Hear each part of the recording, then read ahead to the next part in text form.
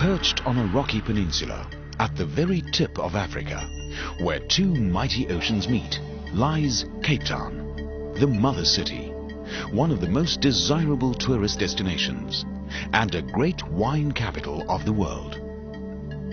For over 350 years, the Cape, with its landmark Table Mountain, has warmly embraced the mingling of cultures from Africa, Europe and the East, creating a rich, vibrant and colourful heritage.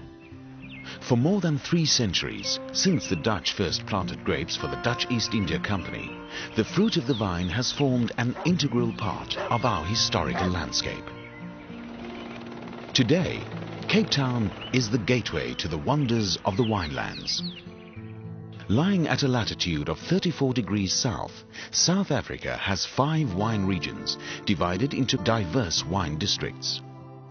There is a well-regulated wine of origin scheme, and every neck ticket guarantees that the origin, cultivar and vintage on the label is genuine. South Africa's oldest wine farming area is the Constantia Valley, home to the legendary Van de Constance dessert wine, so beloved of Frederick the Great of Prussia, King Louis Philippe, Bismarck, Dickens, and a source of comfort to Napoleon during his long exile. Today, vineyards first established in the 17th century still cluster on the Constantiaberg slopes of Table Mountain, below which sprawl the suburbs of Cape Town. It's been quite humbling to be selected by the French government in one of their recent exhibitions as one of the sort of 9 mythical vineyards of the world. The vines here benefit from cooling sea breezes blowing in from False Bay, only 8 kilometers away. In 1679, Governor Simon van der Stel turned his attention to the fertile valley of the Eerste River, making Stellenbosch the second oldest winemaking centre in South Africa. Today, this thriving university town, with its well-preserved Cape Dutch architecture, oak-lined avenues and vibrant cafe society, represents an exciting juxtaposition of both the old and the new. Valleys and mountains create diverse growing conditions in this intensively farmed region, which is ideally suited to noble wine varieties. Stellenbosch is very exciting as an area, and it's a perfect area for noble varietals for various reasons, including the soil, the climate, of course, and the people. My family's been involved in vineyards for generations. My grandfather and my father, both viticulturalists, and that's the only thing I could do, anything I wanted to do. The wind has an extreme effect in that it leads to thicker skins, better tannin development, a longer growing season, and all around it just gives you better quality in your grapes. So I'm extremely fond of a Southeaster. Also, and most importantly, it keeps away pest and disease. So what more can you ask for? The Durbanville wine route is one of Cape Town's best kept secrets. Rolling hill slopes with various aspects and altitudes, deep, well-drained red soils, cooling breezes and evening mists rolling in from the nearby Atlantic give the grapes their intense fruit character. First farms were granted here around about 1698. They had to supply the ships in the harbour, so they had to have vegetables, meat, and even then it was known as a very good area for grapes. Dominated by its distinctive granite-topped mountain, the historic town of Paarl in the fertile Berg River Valley retains a village charm. Delightful restaurants, gracious hotels and quirky fromageries entice travellers from all over the world. Current focus is on reds, spearheaded by Shiraz. Shiraz is a sexy grape. It produces its best wines when it's in a slightly warmer, drier climate. And Paarl has a slightly continental climate, which is a little bit warmer than some of the coastal regions that we have around us. All of these aspects just add to giving us these powerful, beautiful, dark wines. Living in this wonderful scenic area where you have these high mountains, craggy mountains, which you look at from the vineyards, I don't think there's many places in the world that would compare with it.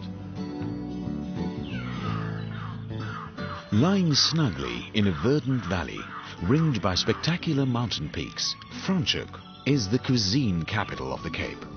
Its name means French corner, and 3 centuries of Huguenot heritage imbue the town with a proudly Gallic character.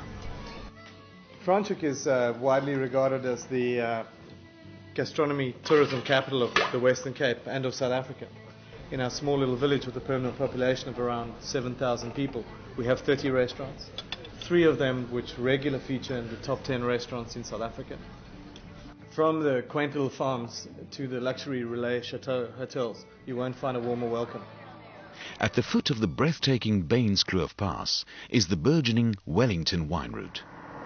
Inland, over the De Toys-Kloof Pass, at the start of the lush Breda River Valley, lies Rawsonville, and Worcester, centre of this region and the largest wine-growing area in the Cape. Recently there's been a shift of focus from quantity to quality. Robertson, the valley of wine and roses, lime-rich soils and champion racehorses. The Breda River is the lifeblood of this lower rainfall region. When I came to Robertson 12 years ago, I realized we've got something different here. We have to manage the sunshine, and if we do it correctly, we can have marvelous sparkling wines. And red wine is creeping up in my blood. I guess the bubbles make room for it. Winding its way through the vast arid plains of the Little Karoo, Route 62 is the longest wine route in the world, famous for the warm hospitality of its numerous quaint little towns and fine fortified wines. Elgin, also famous for its apple orchards, as well as the Bot River Valley. Several wine-growing areas have opened up in this cool southerly region. We've got duplex soils, which is a Bokkeveld shale, poor soil, which restricts the growth and we don't have too much vigor in the vines, which I think is a big part of the climate and the reason why we make good quality wines. At the heart of the Walker Bay district lies Hermanus, which boasts the best land-based whale watching in the world. What's special about the Walker Bay, first and foremost, is the very pronounced maritime influence. And here, if you look out over the bay, we have effectively the giant free air conditioning system for the Walker Bay area. Our vineyards are 3.2 kilometers from that cold body of water. Ripening in lower temperatures preserves acidity in the grapes and preserves the more subtle fruit characteristics. In the Swartland, with its golden wheat fields punctuated by green vineyards, a significant investment is taking place. This region has seen the emergence of some distinctive reds and whites, especially Sauvignon Blanc, from the Groenekloof vineyards, close to the Atlantic coastline. I basically only work in the Swartland region, which is a very big region. It's one of South Africa's biggest wine regions. It's got multiple different microclimates within it, which is great. History and tradition coexist harmoniously alongside innovation in the Tilbach Valley with its unique cold trap, a result of cool night air being captured by the surrounding horseshoe of mountains. Careful vineyard management is practiced in the Olifants River region, a scenic stretch of dramatic contrasts from high-altitude vineyards in the Cederberg to the rugged west coast with its colorful carpet of wild spring flowers. The fertile Orange River Valley is the northernmost wine-growing area. Amidst this sun-drenched landscape, 3 rivers irrigate the flourishing vines. The most daring maritime vineyards in the winelands can be found at Elim, a rugged terrain near the southernmost point of Africa, where the wind blows 365 days a year. The constant interplay between ancient soils, valley slopes, soaring mountains and cooling coastal breezes results in an extraordinary biodiversity which is reflected in our indigenous flora. Little wonder then that this extraordinary wealth should instill our wines with a unique sense of place.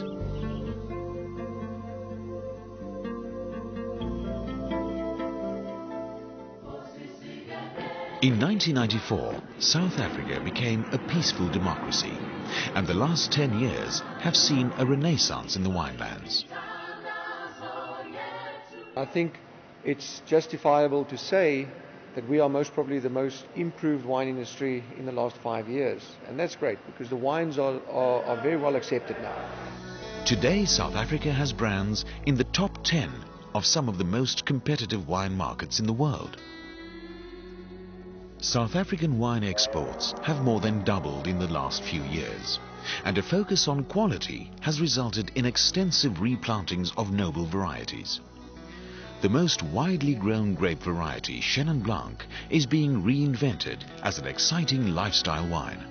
You can go and find lovely old Chenin vines and make beautiful wines from that, which have got concentration, fruit and structure. In just 5 years, Sauvignon Blanc from the Cape's winelands has attracted widespread attention and praise. The beauty of South African Sauvignon Blanc is that it thrives on the benevolent influence of the cool breezes blowing off two great bodies of water. From soft, fruity, tropical, through to green, flinty and austere styles, the Cape is matchless in its diversity. Our red blends have likewise been welcomed with global enthusiasm. South Africa's unique grape variety is Pinotage, which also adds an exciting dimension to blends. There's a bit of pride if we take our own cultivars like Pinotage overseas and show people that this can stand up to the best of the world. There's one variety in South Africa, and that's Pinotage. Everything about it is good. I mean, and it's typical South Africa. I think we are very laid back, and you know South Africans, Pinotage are a lot like South African. The pioneers of our wine industry have carved an indelible niche in history, paving the way for innovation to thrive and flourish. New wineries are constantly opening, and the dedication and flair of the next generation of winemakers is winning international acclaim. We are unusual and unique in that we're poised between the old world and the new world. We have fruit-driven blockbuster wines. We have restrained, elegant, wonderful wines that have a track record. Everyone must remember that our unique style and the South African style will come from the soil. We refer to as a new world wine producer. We've produced wine for 300 years. Just how new do you have to be? I think we're South African, distinctly different from new world production. And ultimately, I think that the critical issue is we don't want to make wines of a style. We want to make wines of character. It's about 2% of the people in the whole world that seriously drink wine. And I'm willing to get up every day of the week as early as it takes and go home as late as it takes to give that 2% pleasure. We have the passion, the enthusiasm and the integrity. For South Africa's wine-growing paradise, the best is yet to come.